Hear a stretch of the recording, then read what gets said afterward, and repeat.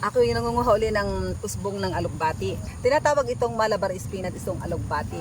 Ako yung nagigilo ulit bumalik upang kumuha ng Malabar spinach, itong alugbati. Ito yung kinuhanan ko noong nakaraang linggo na ating niluto na bulanglang na salad. Pero ngayon ay gusto ko lamang manguha.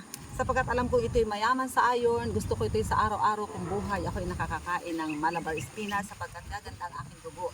Para naman maging maganda ang aking pagtulog at saka yung aking dugo ay gumanda yung aking red blood cells. Ang lulusog uli nito aking Malabar spinach.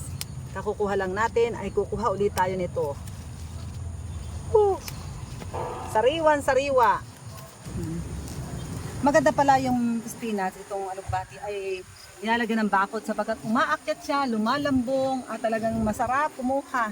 Hindi ka na nakaupo, dito na sa taas tayo kukuha ng mga usbong ng Malabar spinach. Talagang sariwan-sariwa, kahit na talagang ito'y hilaw pa lang, masarap ng kainin. Tayo magluluto lagi ng Malabar spinach, kaya tayo kukuha.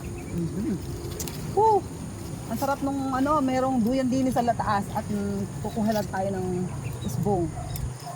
Kahit kuhanan natin ito every other day, kahit nga araw-araw, laging marami siyang usbong ang Malabar spinach. Napakalusog niya habang kinukuhanan natin ng mga usbong. At itong mga malalaking dahon ay alam natin na ito yung mahigit na masustansya sapagkat narito na yung pinaka-green, yung kayang chlorophyll. Kaya ito rin ay ating kukuhanin at atin din itong atin siyang gugulayin itong mga malalaki na to. Ngunit tayo ngayon ay itong usbong, ako'y nagigilo talaga sa usbong, sinasamantala kong kumuha ng usbong ng Malabar spinach. Kaya kami ay patuloy na nagpapasalamat sa inyong pagsubaybay sa aming mga ka-natural ni Pastor Lito.